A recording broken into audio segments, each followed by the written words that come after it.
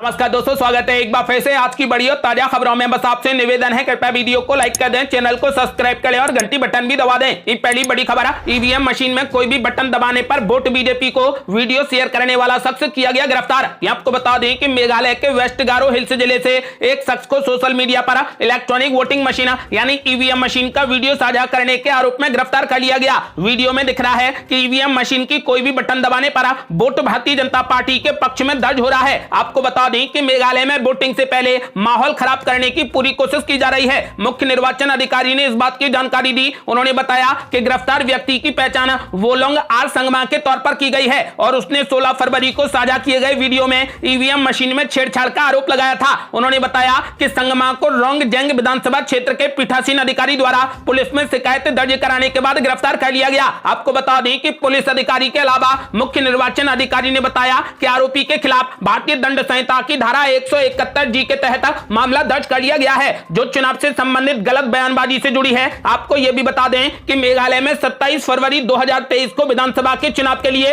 Vote डाले जाएंगे, जबकि चुनाव के नतीजे 2 मार्च को घोषित होंगे।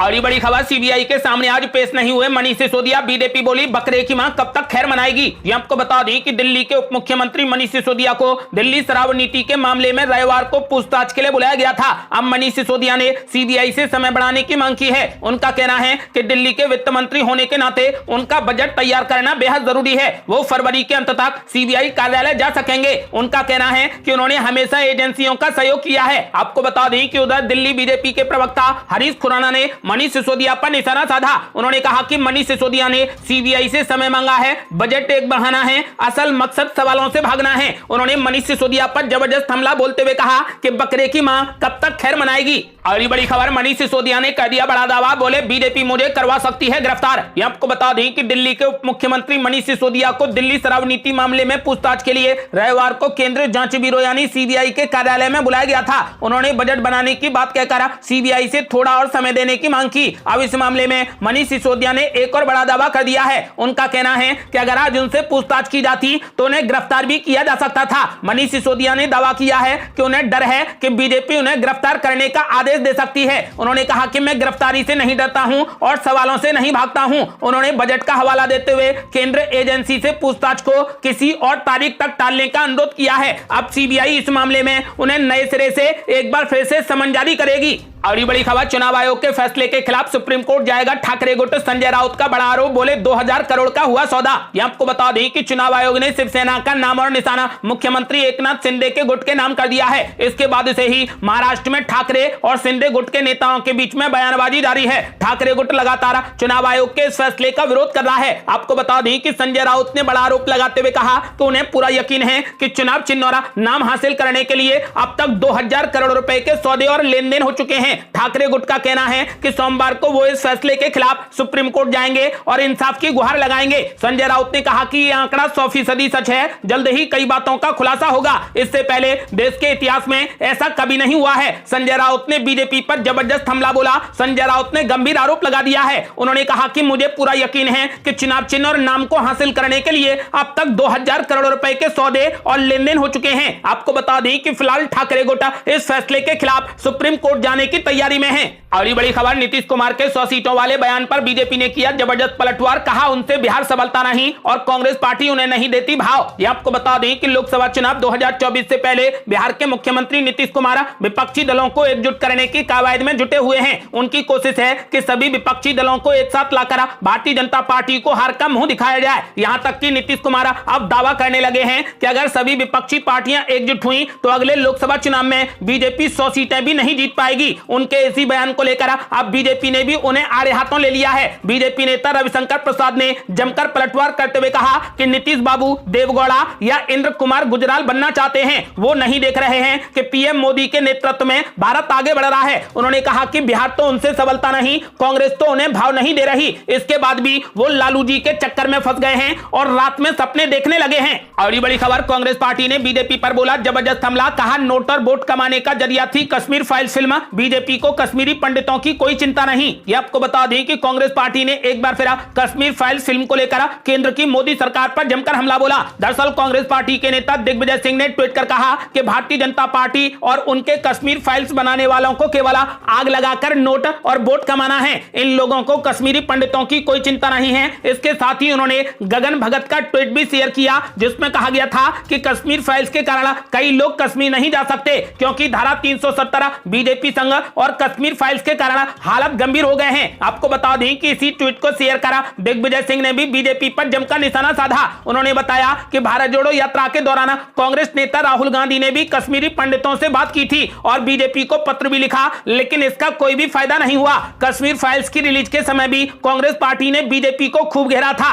और इस फिल्म को राजनीति से भी जोड़ा गया था। इसका काफी विरोध भी हुआ था। आपको बता दें कि साल 2022 में आई फिल्म द कश्मीर फाइल्स को लेकर एक बार फिर कांग्रेस पार्टी ने निशाना साधा है। कांग्रेस का आरोप है कि यह फिल्म महज नोट और वोट कमाने के लिए बनाई गई थी। अगली बड़ी खबर, उद्धव ठाकरे पर जमकर भड़के गृह मंत्री अमित शाह, बोले चुनाव आयोग ने दूध का दूध और पानी का पानी कर दिया। ये आपको बता दें कि केंद्रीय गृह मंत्री अमित शाह ने महाराष्ट्र के पुणे से बगैर नाम लिए उद्धव ठाकरे पर जोरदार हमला बोला और चुनाव आयोग के फैसले की सराहना की। गृह मंत्री अमित शाह ने कहा कि चुनाव आयोग ने दूध का दूध और पानी का पानी कर दिया है। सत्यमेव जयते के सूत्र को चरितार्थ किया गया है। उन्होंने जनसभा में मौजूद लोगों से आह्वान किया कि मेरे साथ दोनों हाथ उठाइए और महाराष्ट्र की सभी लोकसभा सीटें जीतने के संकल्प की मुट्ठी भींचिए और प्रचंडवाद से बोलिए कि भारत माता की जय। आपको बता दें कि शुक्रवार को चुनाव आयोग ने शिवसेना पार्टी के नाम और चुनाव चिन्ह को एकनाथ शिंदे गुट को देने का फैसला किया है। इसके बाद से उद्धव कैंप में नाराजगी छाई हुई है। गृह मंत्री अमित शाह ने उद्धव ठाकरे का नाम लिए बिना कहा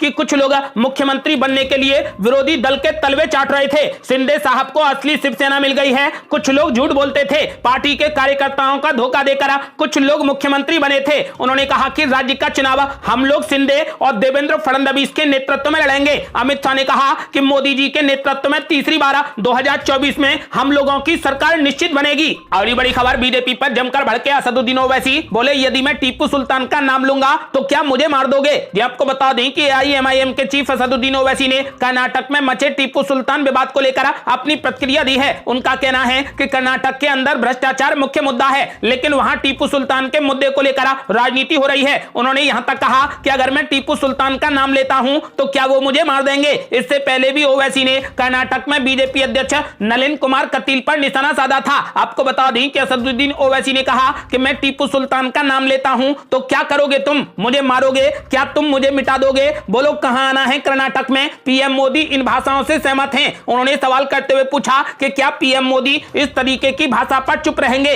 या फिर कोई कार्रवाई करेंगे। दरअसल कर्नाटक में जल्द ही विधानसभा के चुनाव होने वाले हैं और हर तरफ से बयानों के तीर चलाए जा रहे हैं। इसी क्रम में बीजेपी अध्यक्ष नलिन कुमार कटील ने एक जनसभा को संबोधित करते हुए टीपू सुल्तान के वंशजों को भगाने की बात कही है। अगली बड़ी खबर, नीतीश कुमार ने कांग्रेस पार्टी को दे दिया बड़ा इशारा, मिशन 2024 को लेकर राहुल गांधी पर नहीं है भरोसा। ये आपको बता दें कि लोकसभा चुनाव 2024 को लेकर सभी पार्टियों ने अपना अभियान शुरू कर दिया है। नरेंद्र मोदी के नेतृत्व में एनडीए हैट्रिक के लिए जोर लगा रहा है तो मोदी के विजय रथ को रोकने के लिए विपक्षी लामबंदी तेज हो गई है, लेकिन इसकी राह इतनी आसान नहीं है। बिहार के मुख्यमंत्री नीतीश कुमार का ताजा बयान कुछ ऐसा ही संकेत दे रहा है। राजनीति भी बड़ी दिलचस्प चीज है। जरा सोचिए कि किसी भी पार्टी का राष्ट्रीय कन्वेंशन चल रहा हो और उसके मंच पर दूसरे दलों के नेता बोल रहे हों। पटना में चल रहे CPI-ML का राष्ट्रीय कन्वेंशन में ऐसा ही नजारा देखने को मिला जब उसके मंच पर जेडीयू के मुखिया नीतीश कुमार बोलने के लिए आए। इस मंच से नीतीश कुमार ने विपक्षी एकजुटता को लेकर बड़ा बयान दिया। बिहार के मुख्यमंत्री ने कहा कि अगर हम सब मिल जाएं तो बीजेपी 100 से भी कम सीटों पर सिमट जाएगी। उन्होंने आगे कहा कि मैंने दिल्ली जाकर सोनिया गांधी और राहुल गांधी से मुलाकात की थी। अब कांग्रेस पार्टी को फैसला लेना है और उसे फैसला लेने में देरी नहीं करनी चाहिए। नीतीश कुमार के इस बयान के साथ ही एक सवाल भी खड़ा होता है कि आखिर कांग्रेस पार्टी क्यों विपक्ष को एकजुट करने में देरी कर रही है। इसका जवाब कुछ इसी मंच पर दिए गए तेजस्वी यादव के भाषण से मिल गया। आपको बता दें कि CPI-ML के राष्ट्रीय कन्वेंशन में RJD नेता और बिहार के उप मुख्यमंत्री तेजस्वी यादव ने भी संबोधन दिया। इस दौरान तेजस्वी यादव ने कहा कि कांग्रेस पार्टी को क्षेत्रीय पार्टियों को ड्राइविंग सीट पर आने देना चाहिए। तेजस्वी यादव ने कहा कि जहां पर कांग्रेस पार्टी सीधे मुकाबले में है वहां पर वो टक्कर ले। तेजस्वी यादव के इस बयान के मायने हैं। दरअसल कांग्रेस पार्टी इस समय सबसे बुरे दौर में है। यही वजह है कि विपक्ष में प्रधानमंत्री पद के लिए कई दावेदार खड़े हो रहे हैं। इनमें प्रमुख नाम नीतीश कुमार का है। आरजेडी और जेडीयू नीतीश कुमार का नाम पीएम पद के लिए आगे करना चाहते हैं। इसी मंच पर बोलते हुए नीतीश कुमार ने कहा कि मेरी प्रधानमंत्री पद को लेकर कोई व्यक्तिगत इच्छा नहीं है। यानी यहां भी नीतीश कुमार ने गेंद सहयोगियों के पाले में डाल दी है। आपको बता दें कि फिलहाल उनका साफ साफ तौर पर कहना है कि मिशन 2024 को लेकर उन्हें राहुल गांधी पर भरोसा नहीं है। अगली बड़ी खबर, कर्नाटक में बीजेपी के खिलाफ दिखा कांग्रेस कार्यकर्ताओं का भारी गुस्सा, मुख्यमंत्री के पोस्टर पर पोती काली स्याही। आपको बता दें कि कर्नाटक में कांग्रेस कार्यकर्ताओं ने मुख्यमंत्री बसवराज बोम्मई समेत नेताओं के पोस्टरों को काले पेंट से खराब करने के अभियान की शुरुआत कर दी है। कांग्रेस कार्यकर्ताओं ने राज्य में बीजेपी के वरिष्ठ नेताओं के पोस्टर पर काला पेंट छिड़का है। कांग्रेस का कलंक अभियान बीजेपी के खिलाफ पुष्पा अभियान का हिस्सा है। पार्टी के कार्यकर्ता लोगों को फूल बांटकर बीजेपी नेताओं के पोस्टरों को खराब कर रहे हैं। यूथ कांग्रेस के अध्यक्ष नालपत भी लोगों को फूल देते दिखाई दिए। दरअसल कांग्रेस के विधायकों ने सत्तारूढ़ बीजेपी द्वारा किए गए वादों को पूरा नहीं करने के खिलाफ अपना विरोध दर्ज कराने के लिए एक दिन पहले विधानसभा के अंदर अपने कानों पर फूल लगा के गए थे। कांग्रेस ने एक बयान में कहा कि पार्टी ने अब सड़कों पर उतरकर कीवी मेले हुआ अभियान तेज कर दिया है। आपको बता दें कि फिलहाल कांग्रेस पार्टी ने बीजेपी के खिलाफ तगड़ा अभियान शुरू किया है। कर्नाटक में कांग्रेस ने भारतीय जनता पार्टी के पोस्टरों को काली स्याही से खराब करने का अभियान शुरू कर दिया है। अगली बड़ी खबर, देवेंद्र फडणवीस ने राहुल गांधी पर बोला जबरदस्त हमला। बोले कांग्रेस के समय नहीं बल्कि पीएम मोदी और गृह मंत्री अमित शाह के शासन में राहुल गांधी ने कश्मीर में फहराया तिरंगा। आपको बता दें कि कांग्रेस नेता राहुल गांधी ने 29 जनवरी को कश्मीर के ऐतिहासिक लाल चौक पर तिरंगा फहराया था। कश्मीर में तिरंगा फहराने को लेकर पुणे में महाराष्ट्र के उप मुख्यमंत्री देवेंद्र फडणवीस ने राहुल गांधी पर हमला बोला और चुटकी ली। उन्होंने कहा कि राहुल गांधी कश्मीर गए और तिरंगा फहराया। वो कांग्रेस के शासन के दौरान ऐसा नहीं कर सके क्योंकि ये तभी संभव हुआ जब पीएम नरेंद्र मोदी और गृह मंत्री अमित शाह ने धारा 370 को खत्म कर दिया।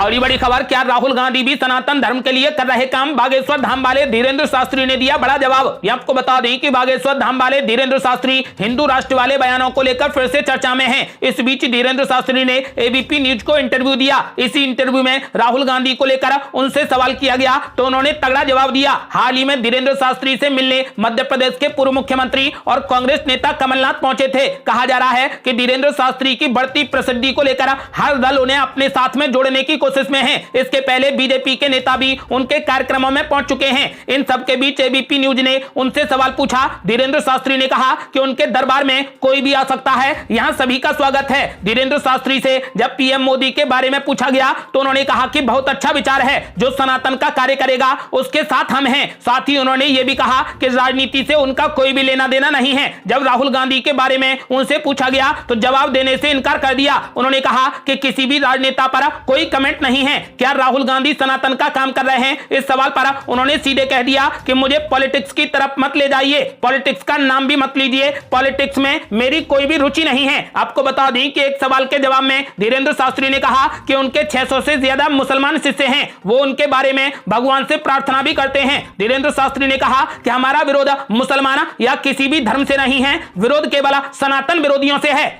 अगली बड़ी खबर, सुप्रीम कोर्ट तक पहुंची शिवसेना चुनाव चिन्ह की लड़ाई, सोमवार को होगी सुनवाई। संजय राउत का बड़ा दावा, बोले 2000 करोड़ का हुआ सौदा। ये आपको बता दें कि फिलहाल शिवसेना चुनाव चिन्ह की लड़ाई सुप्रीम कोर्ट तक आ पहुंची है। मामले को लेकर सोमवार को सुनवाई होगी। उद्धव ठाकरे गुट के नेता संजय राउत ने दावा कर कहा कि सिंबल हासिल करने के लिए 2000 करोड़ की लेन देन हुई है। आपको बता दें कि सुप्रीम कोर्ट इस मामले में सोमवार को सुनवाई करेगा। ये थी अब तक की बेहद बड़ी खबरें। आपका क्या मानना है? क्या 2024 के लिए विपक्ष एकजुट हो पाएगा? अपनी राय हमें वीडियो लाइक कर कमेंट बॉक्स में जरूर दें। ऐसी ही ताजा और न्यू अपडेट जानने के लिए हमारे चैनल को लाल बटन दबाकर सब्सक्राइब करें और घंटी बटन भी दबा दें। जल्दी मिलते हैं बड़ी अपडेट के साथ, तब तक के लिए जय हिंद, जय भारत।